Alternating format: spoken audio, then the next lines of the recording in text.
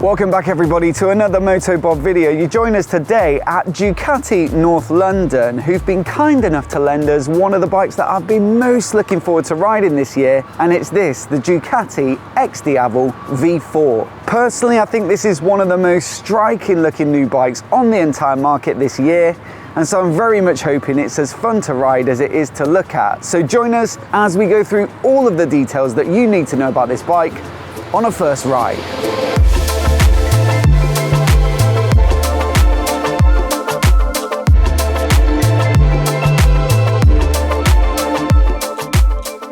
Now before we get going, a quick look over the specs and details on this bike, which aren't dissimilar to the Diavel V4 that was launched a year or two prior. Both bikes get Ducati's brilliant V4 Gran Turismo engine, which makes a massive peak power figure of 168 horses at 10,750 RPM, and plenty of punch in the mid-range with 126 Nm of peak torque at 7,500 RPM. Both use an aluminium monocoque frame, suspended on a fully adjustable 50mm upside-down fork, and a fully adjustable monoshock at the rear. Then it rolls on alloy rims shod with Pirelli's Diablo Rosso 3s with a humongous 240mm wide tyre at the rear, and braking is by Brembo with their Stylema calipers on rather large 330mm discs up front. So that's a really quite sporty chassis, especially for a bike of this nature. And you'll find a similar story with the electronics package. You get riding modes, power modes, cornering TC and ABS, wheelie control, launch control, cruise control, and more. And the tech package is one of the areas in which the XDiavel deviates ever so slightly from the regular Diavel V4, with it being a more recent bike, and so it gets Ducati's later 6.9-inch colour TFT dash with newly laid out switchgear. Now another difference that you'll notice is the way the bike looks. It is a little bit different, but we'll get onto that in more detail in a bit. I think really the key difference though is the ergonomics, which has always been the case with the XDiavel versus the Diavel, even back to the V-twin versions.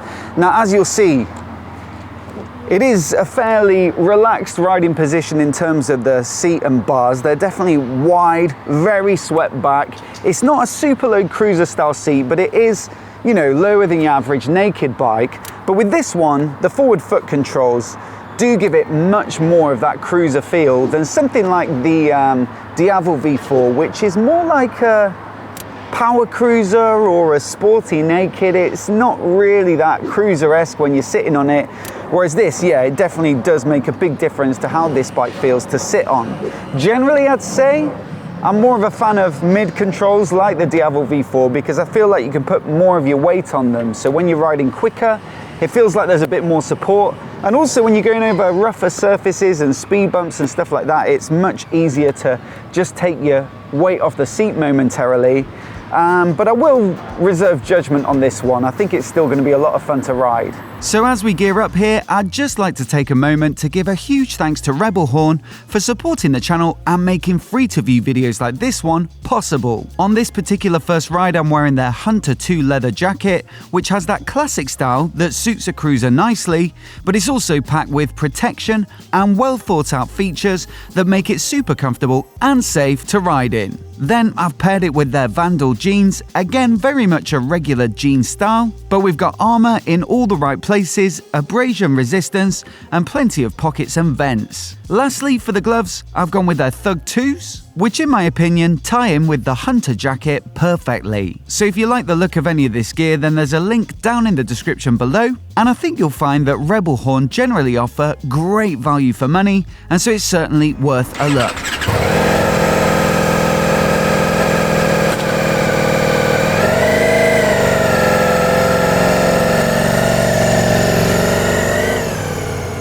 Now look, if you're ever lucky enough to demo one of these bikes, I urge you to rev its nuts off. You might get on it thinking, well, it's a cruiser, so it's all going to be in the low end and mid-range, but that's absolutely not the case with these Diavel V4s and XDiavel V4s, because they really do love to rev out.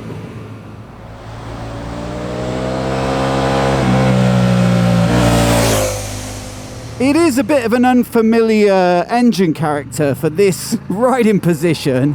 It sounds like a Panigale. It goes like a Panigale as well. And so it might not feel like the most familiar combination, let's say. But my God, is it a lot of fun.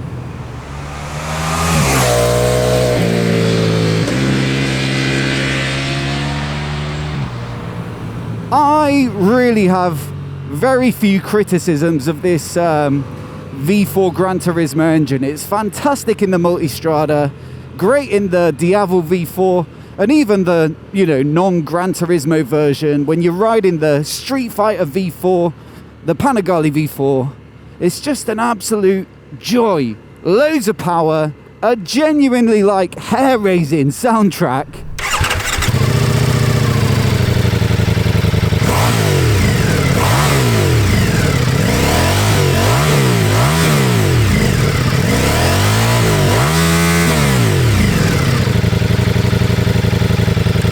And then at the same time, they've made it fairly pleasant to use. It's not too unrefined, it's not too aggressive, it's not too snatchy on the throttle. And so, like I say, not the most obvious candidate for an engine in a bike of this style, but it really does work.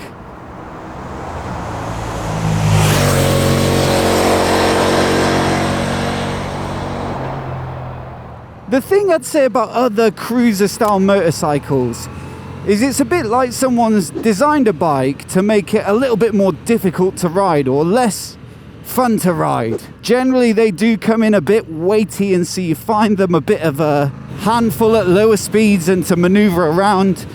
You might get them fairly long and raked out. The wheels are oversized with big tires or big diameters, and so in terms of the turning, they take a little bit more muscling in. You have to push on the bars to get them to turn. Suspension can be a little bit basic, so the ride's not always that good. Quite often as well with these large motorcycles, you've still got like a single disc up front with a 2-pot caliper, and so you're really squeezing on the brakes, giving it lots of rear brake as well to get it to stop. But this, well, it's nothing like those other bikes.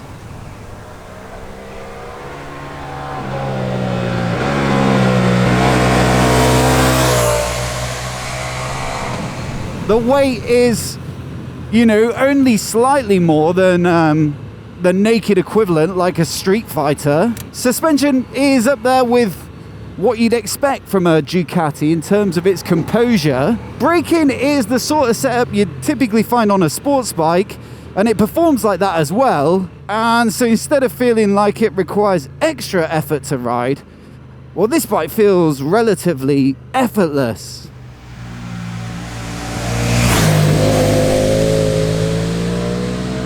It just flows through corners really pleasantly. I mean, of course, it's a longer bike than a naked or a sports bike.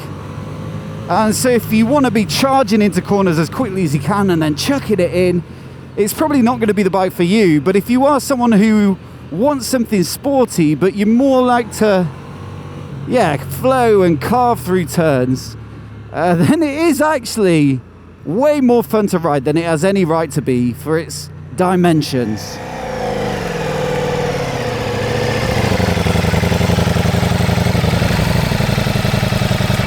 Clearly a huge part of why you might want to buy one of these bikes is the way it rides. As I've said, it's phenomenal. But of course, I think the other 50% has to be the way it looks. It's basically a concept bike that you can actually ride on the road, and every little detail on this bike, every angle, to me, just looks, you know, like a dream bike. Take, for example, the rear wheel with that hugely wide tire, but also the way they've designed this diamond cut rim really does give it a striking look from that rear 3/4, especially because you've got the single-sided swing arm that properly shows it off. Then the quad exit exhaust, just to ram home that it's got a V4 engine. The tail light as well, it's really nice on the regular Diavel V4, but perhaps this one actually is a little more tasteful while still looking interesting. And then the tail section just flows through beautifully through to these side panels, and it all looks cohesive and interesting, and like a lot of attention has gone into it. I've also got to say, the two new paint jobs they've got on this bike, so this deep kind of purpley color with a bit of a metallic sheen, this is really nice, but also the red, which isn't a typical Ducati red, but more of a metallic finish as well. You know, I'd be pushed to choose between the two. I think they both look really good. So look, I've said plenty of times before, I think that motorcycles should be majority about the riding experience, but most people do buy with the look somewhat in mind. And so I think you've probably got to put this down as another strength of this XDiavel V4.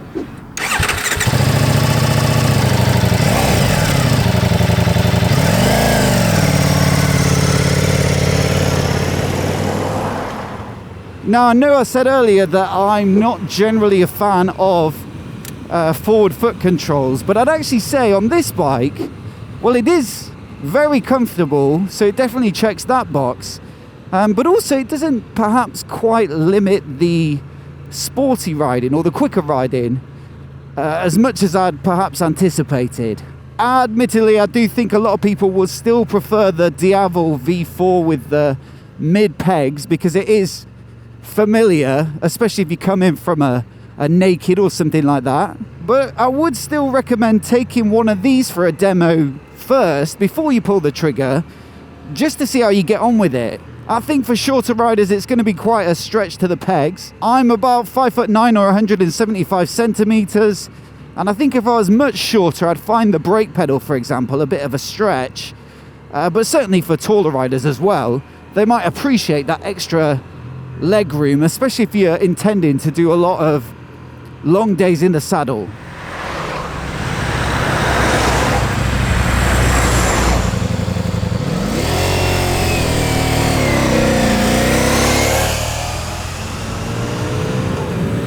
Gosh, this is so much fun.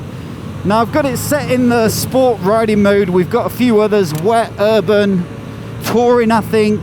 But on short demos like this, first rides, I tend to just, especially if it's dry, just stick it in sport and crack on.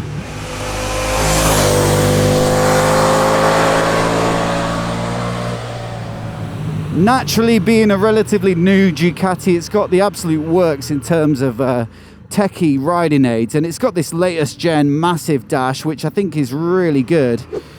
It suits this wide cockpit very nicely. I like the navigation options here. I'm starting to get used to these two up and down buttons with the enter buttons on the inside there. I've tried those on the Street Fighter and the Panigale. Once you get your head around them, it does make it quite quick to go through either the dash with this one on the left or the electronics riding mode settings with this one on the right. And so yeah, it feels like they've thought it out quite nicely. I'm not sure how much people are going to go really into the details on a big cruiser like this, but at least it's all there if you want to, and they've realistically laid it out about as intuitively as possible.